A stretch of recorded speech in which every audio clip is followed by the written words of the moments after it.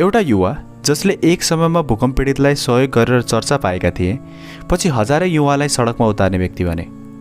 अर्को युवाको नाम भने सामाजिक सञ्जालमै अचानक भाइरल भयो, तर उनको वास्तविक भूमिका अझै विवादमा छ। हो, म कुरा गर्दैछु सुदन गुरुङ र मिराज ढुङ्गानाको, जेन्जी आन्दोलनको सबैभन्दा चर्चित दुई नाम। आजको भिडियोमा हामी यी दुई व्यक्तिबारे यस्ता तथ्यहरू बताउनेछौँ जसले तपाईँलाई सोच्ने बाध्य पार्छ कि यो आन्दोलनको वास्तविक नेता को थिए।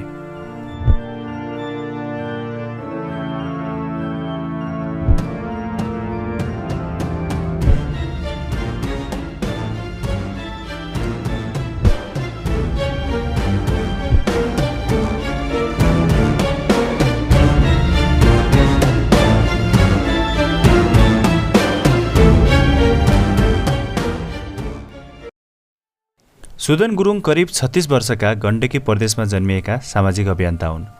सानो उमेरदेखि सामुदायिक सेवा र नेतृत्वमा रुचि राख्ने उनी भूकम्पपछिको उद्धार क्रममा हामी नेपाल संस्था मार्फत चर्चित भए। भूकम्पपछिको कामका कारण उनलाई धेरैले नागरिक नेता भनेर सम्मान दिएका थिए।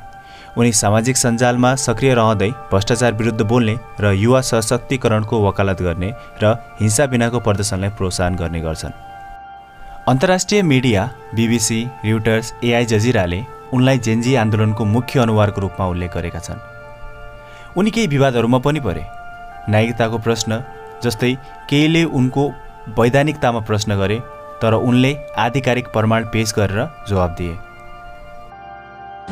कङ्ग्रेचुलेसन गाइज, है सबैजनालाई। नेपाल सरकार ढलिसकेको छ। The youth has won the protest, won over the country, the future is ours। हामीले गरेर सबैजना मिलेर हामीले गरेर हामीले सक्यौँ हैन। I really want to thank every one of you हैन। We are still safe here and will be moving towards अब सिंहदरबार, अब Maitighar. Thank you so much guys, really I just cannot, it was a dream क्या, यो चेन्जको लागि क्या, and finally like we made it happen. Thank you so much यार। मिराज ढुङ्गानाको नाम सुरुवाती जेन्जी प्रदर्शनसँगै सामाजिक सञ्जालमा भाइरल भयो। उनी करिब 28 वर्षका युवा हुन् र मार्केटिङ तथा क्रिएटिभ डिजाइन क्षेत्रमा संलग्न रहेको कुरा चर्चामा छ। कतिपय स्रोतहरूका अनुसार उनी ससाना सामाजिक अभियानमा पहिले नै देखा परेका थिए र बोन्जाई बोर्डको ससानो व्यवसाय चलाउँथे।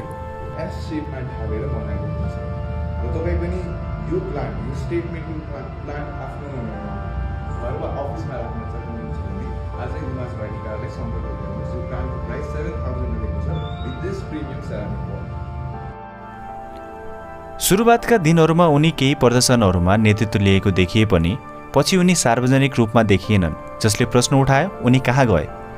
केही जेन्जी समर्थकहरूले उनलाई पहिलो दिनको समन्वयकर्ता भनेका छन्, तर पछि नेतृत्व सुदन गुरुङको तर्फ सरेको धारणा बलियो छ। अब नेपालमा चाहिँ दशैंको मुखमा चाहिँ मेटा लगायत अरू सबै सोसियल मिडिया चाहिँ ब्यान गर्न थाल्यो, ब्यान भइसक्यो इनफ्याक्ट। अब यो हुँदाखेरि चाहिँ कोलाट्रल ड्यामेज चाहिँ हामी अनि देशले चाहिँ आफ्नो स्वाभिमानको लागि चाहिँ कि ब्यान गर्यो यो सोसियल मिडियाहरू, तर दुःख पाउने चाहिँ जनता भयो फेरि। उनको उमेर, पारिवारिक पृष्ठभूमि र राजनीतिक दृष्टिकोणबारे आधिकारिक विवरण अभावले उनीबारे धेरै कुरा अनुमानमै आधारित छन्। धेरैलाई लागे यो आन्दोलन सोसियल मिडिया ब्यान विरुद्ध मात्रै थियो, तर वास्तविक कारण भ्रष्टाचार र गैर जवाबदेही शासनको विरुद्ध जनताको आक्रोश थियो। सामाजिक सञ्जाल प्रतिबन्ध त केवल आगो बाल्ने चिङ्गारी मात्र थियो। सुदन गुरुङको नेतृत्वमा युवाहरूले सहरमा प्ले कार्ड बोके, म्युजिक प्रदर्शन गरे र शान्तिपूर्ण रूपमा सडक भरिदिए।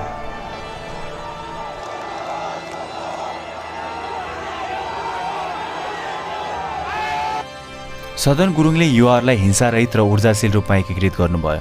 अन्तर्राष्ट्रिय रिपोर्टरहरूले देखाए उहाँले प्रत्यक्ष दलहरूको समर्थन बिना स्वतन्त्र नेतृत्व गरे, तर आलोचना पनि आयो। नागरिकताबारे प्रश्न उठाइयो कि गुरुङ नेपाली नागरिक नै हुन्। सदनले प्रेस मार्फत प्रमाण देखाएर विवादको अन्त्य गर्नुभयो। अर्को विवाद हालसालै प्रेस सम्मेलनमा एक समर्थकले पत्रकारलाई धकेल्दा झडप भयो। उहाँले त्यसपछि सार्वजनिक रूपमा माफी माग्दै हिंसाको अस्वीकार गर्नुभयो। हैन दाजु, तपाईले मेरो दाजु हुनुहुन्छ यार, तपाईले मलाई हर्काइराख्नु भएको छ, के पनि हुन्न दाजु। मिराजको नाम धेरैले सुने, तर पुष्टि भएका तथ्यहरू धेरै कम छन्। केही स्रोतहरूका अनुसार सुरुवाती ग्रुप च्याटहरू र आइडीहरूमा उनी संलग्न हुनुभयो। तर त्यसभन्दा बढी प्रमाण गतिविधिहरू सार्वजनिक भएनन्। उहाँको पारिवारिक पृष्ठभूमि र राजनीतिक दृष्टिकोणबारे स्पष्टता छैन। त्यसैले धेरै विश्लेषकहरूले भन्छन् मिराजको नाम सामाजिक सञ्जालको हल्लाका कारण ठुलो भएको थियो, तर वास्तविक नेतृत्वमा सुदन गुरुङ अघि थिए। सबै तथ्य हेर्दा सुदन गुरुङ अग्रभागमा देखिन्छन्, तर यो विषय अझ पूर्ण रूपमा टुङ्गिएको छैन। सामाजिक सञ्जालमा मिराज ढुङ्गानाले फेरि फर्किने सङ्केत दिएका छन्। यो नयाँ अन्तरिम सरकार आउने बित्तिकै I made my agenda very clear that अब सरकार आयो, अब हामीले सरकारको समर्थन गरेर हामीले के अगाडि पुस गर्ने, हाम्रो देशमा पोजिटिभ चेन्ज ल्याउनलाई चाहिँ के चाहिन्छ भन्ने कुरा चाहिँ हामीले एक हिसाबले चाहिँ खबरदारी गर्न सक्छौँ। तर त्यो बाहेक चाहिँ I want to continue in my normal life भनेर चाहिँ मैले भनेको थिएँ।